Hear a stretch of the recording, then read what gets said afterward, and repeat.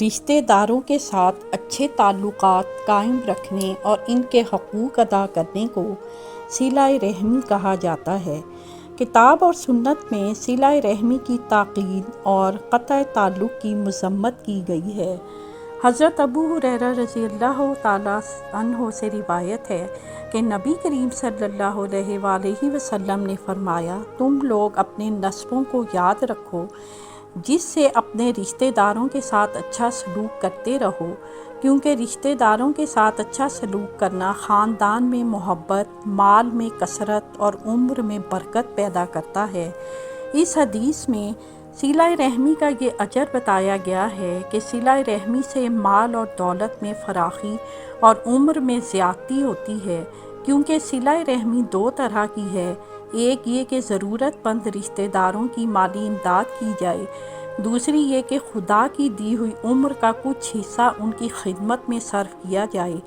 پہلے کا نتیجہ خدا کی طرف سے مالی وسعت اور کشادگی اور دوسرے کا نتیجہ عمر میں برکت اور زیادتی کی صورت میں ملتا ہے۔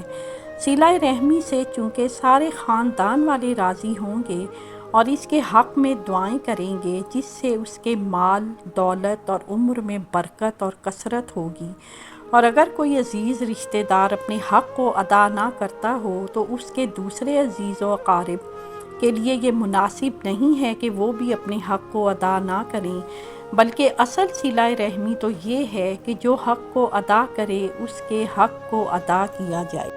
ہم آپ کے خیالات آج کے موضوع پر سننا چاہتے ہیں۔ آپ اس تعلیم کو اپنی زندگی میں کیسے شامل کرتے ہیں؟ اپنے خیالات نیچے دیے گئے کومنٹس میں شیئر کریں۔